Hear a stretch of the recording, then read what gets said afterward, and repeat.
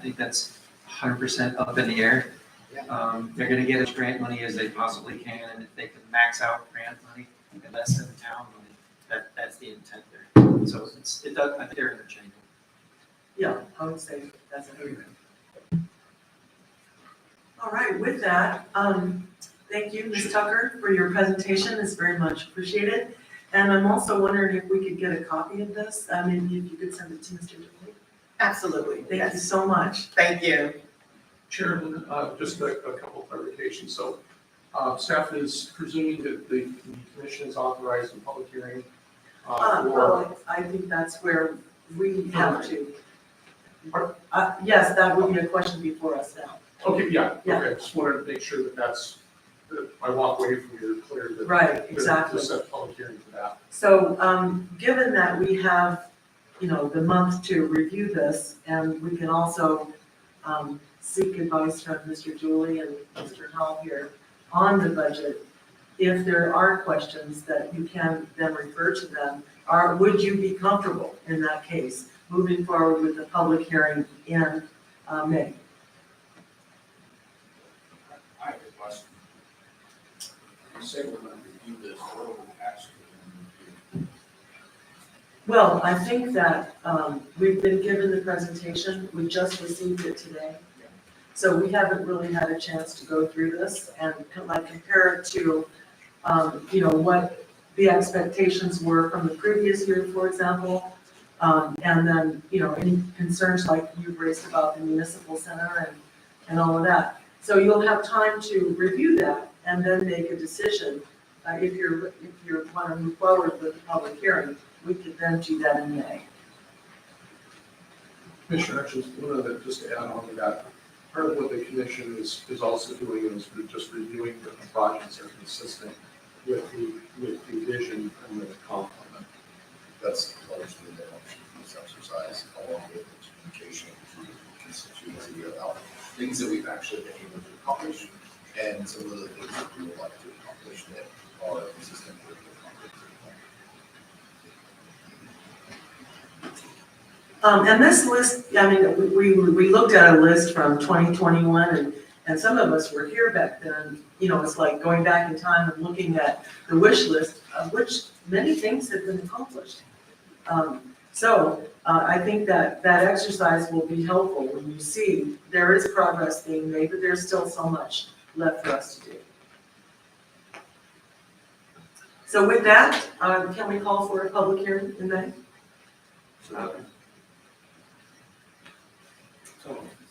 Okay, all those in favor? Aye. All opposed? None? The motion passes. And then, Public hearing for May. thank you. Mhm. And then the last question comment is if, Ms. Tucker can respond in part. When would be appropriate for your timelines to be able to receive all the commission comments if you prepare at the next meeting to answer any additional questions?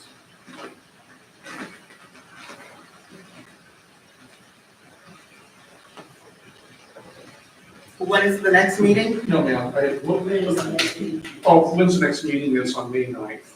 So when would the commission need to provide any comment, additional comments you might have to allow you ample opportunity to respond to public hearing?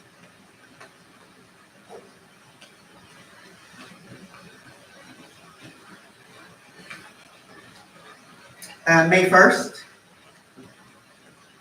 Mr. Hall is the chair, and if you maybe want to collect questions, Absolutely, if anybody's got any questions, you can forward them to Mr. Dooley, and then he can forward them to you.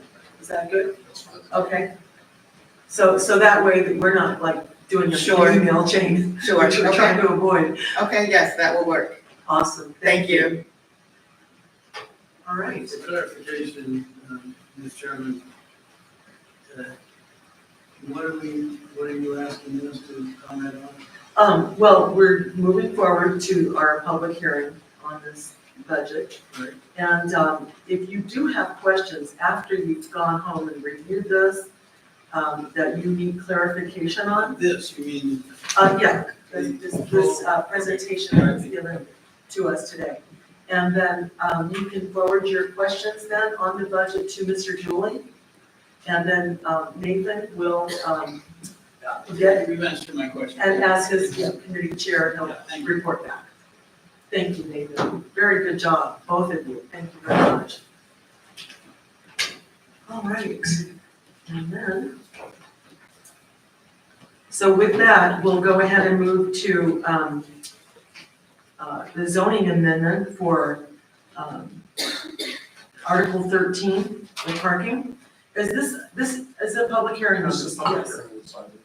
So with that, I'm going to open public hearing at 6:07 PM. And we have two speakers, and they both left it. Yes, ma'am. Okay. Huh. Mr. Gray and Mr. Tatum are not here to present, but that's unfortunate. I would have liked to have heard their comments, but. Okay, with that, we're going to proceed then with our public hearing. And the public hearing portion is now closed Correct. at 6:08 PM. Next, what we'll do is the commission will discuss the parking, Article 13, and this is, I think, our third iteration Yes, ma'am. of looking at this, and we discussed it in length at previous meetings. And so, after having reviewed the final draft, we'll open that up for discussion. Do we have any discussion from members? Chair, I would move that we remove this one as, for this article, amendments to this article as written.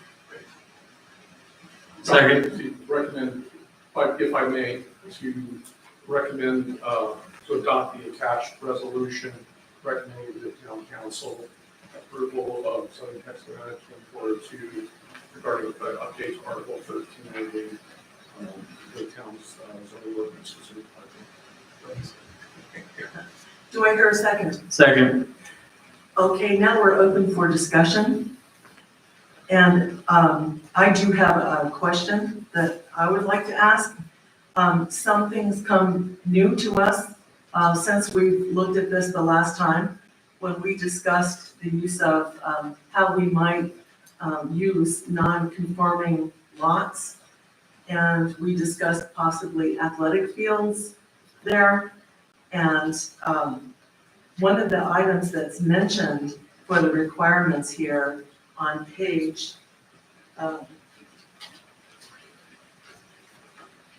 well, it's page 13-7. Anyway, it identifies a ball field as needing a parking space for every number of seats in the ball field.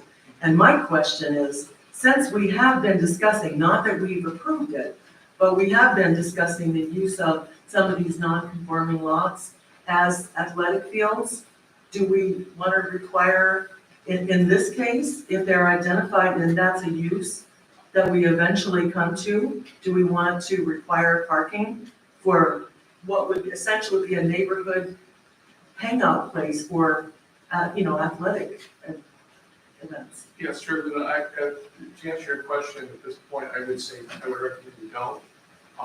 Just simply because the staff has not fully evaluated that, because when we talked about the athletic fields or parks, we were talking about that in context with modifications that we could potentially make to the RG zone. So that really falls in that context.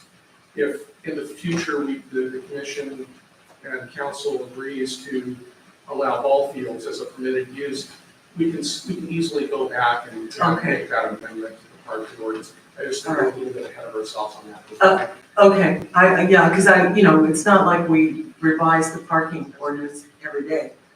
And so the last time that we did it was, some time ago. That's easy fix. There's Okay, okay. Because I don't want any limitations on being able to use those lots for creative purposes. Now, when we go back, as we look at the other zoning districts that we have, when you're doing code amendments, sometimes you have to kind of look at other sections of the code and make sure there's consistency. So, I wouldn't be surprised if they came back with a parking ordinance, make some minor fixes here or there as we go along. But this kind of covers the broader perspective. All right, well, thank you, that's helpful to know. Any questions then on the parking and, ordinance? That we've reviewed now for, this will be our third, attempt. Well, there being none, then I think that we have a motion. All those in favor signify by saying aye. Aye. Opposed? None? The motion passes unanimously.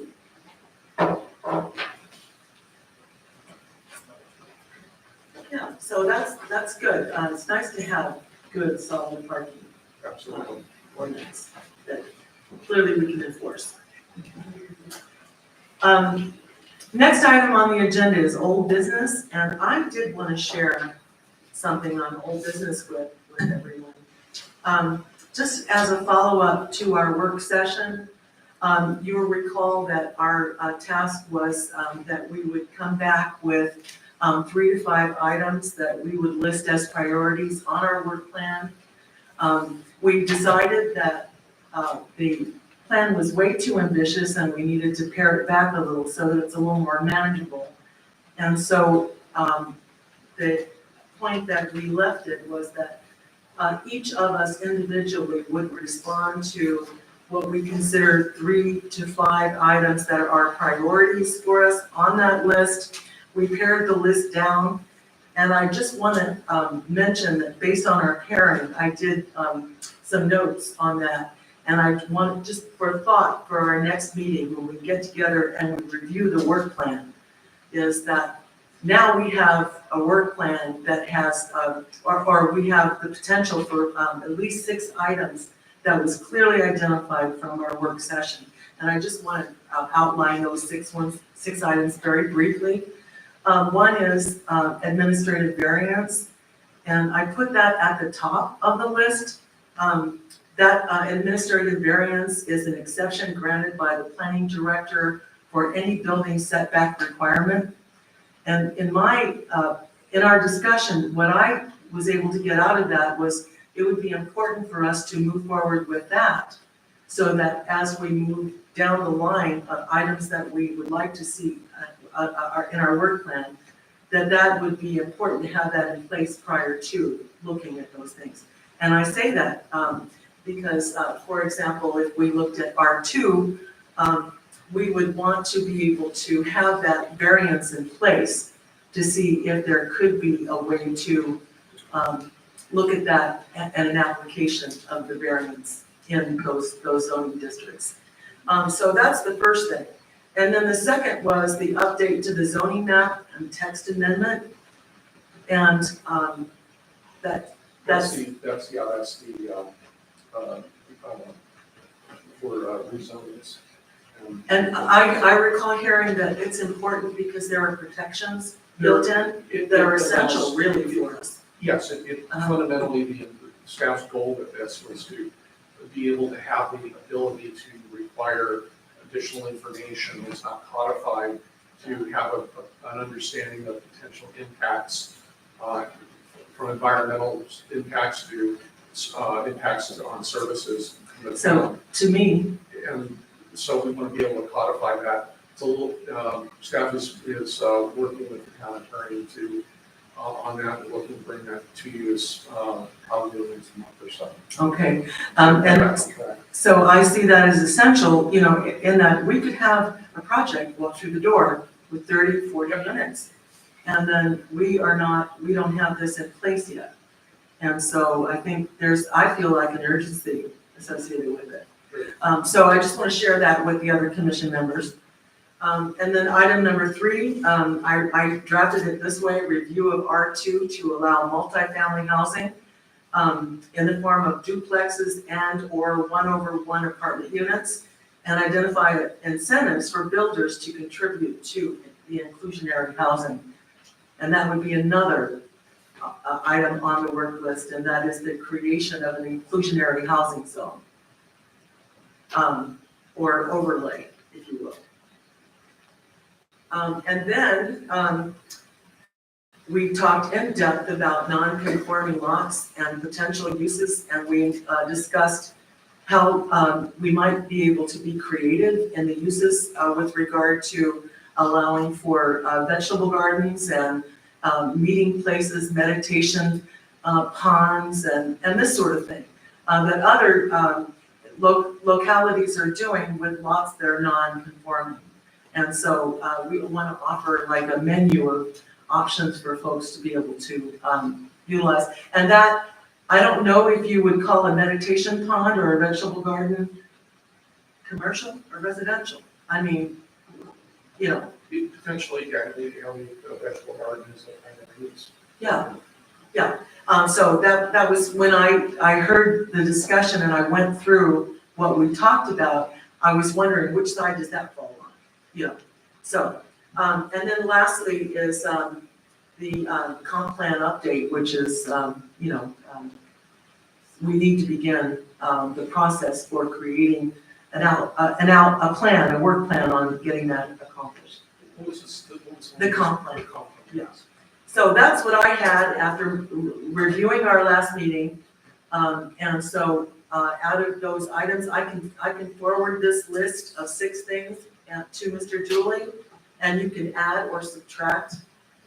Chair, here's what I'll do is, no later than Monday, I will send the commission the list of projects, of the 10 projects that were identified, and throw it out there with no particular numbering on it, and then you all can provide your feedback on what you feel are your priorities. Okay, so the idea of writing back into and identifying the priorities we're not gonna do? No, we are, Oh, okay. but I just wanted, so everyone remembers Okay, where so, the 10 that excellent. were identified. I can send it to you, I'll give you plenty of time to summarize your individual priorities, what you think they should be, and then we can bring that back to the next meeting, and then you all can come to some conclusion about how we're gonna rank these. Okay. priorities. that sounds good? Do you like that? Okay. All right. So with that, our assignment's clear. We have homework to do.